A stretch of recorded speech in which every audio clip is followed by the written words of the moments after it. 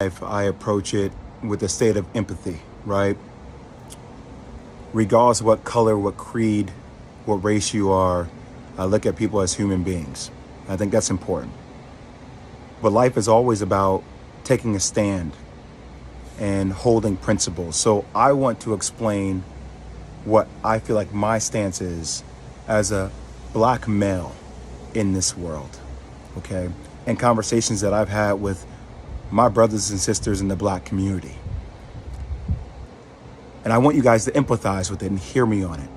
So when I hear what Kyrie Irving has to go through in order to be reinstated, I'm appalled. I'm appalled. And let me give you examples of how I feel like we don't have the same energy and hold other people who have dealt with racial tropes accountable.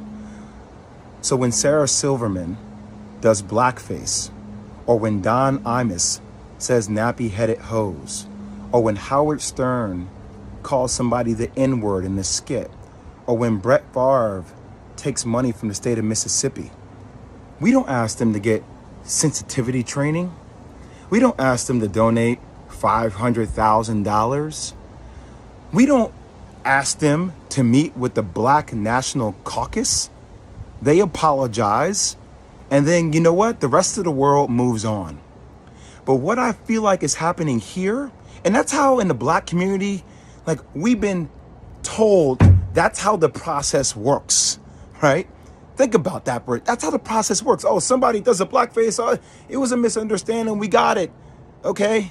You know, is that person really racist? Probably not. Was it ignorant? Probably so. Okay. We understand it. We move forward. We don't like it. We would love to hold them accountable. But society and having a lot of black people in positions of power, we don't have the governability to do that. But what we feel like happens with Kyrie is even after an apology, it's not enough. We feel like there needs to be more. And a lot of people I've spoken to over the last couple of days talk about this thing. Older mentors of mine talk about buck breaking. So we talk about tropes. This is something that we feel like in the black community that happened way back in the day, where if there was a slave that was defiant, right, he got broken in front of everybody in order to show that he was not in a position of power. And that at the end of the day, he had to do what he was told to do because that's what was mandated of him. And there's a bigger situation going on.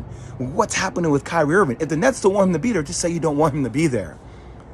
But we should hold everybody accountable, even owners of teams accountable with things that are happening in other countries, i.e. China and Uyghurs and the Muslim genocide that is occurring, that we hear Enes Kanter talk about. But we don't keep the same energy for everybody. We pick and choose what conversational points we want to make more polarizing.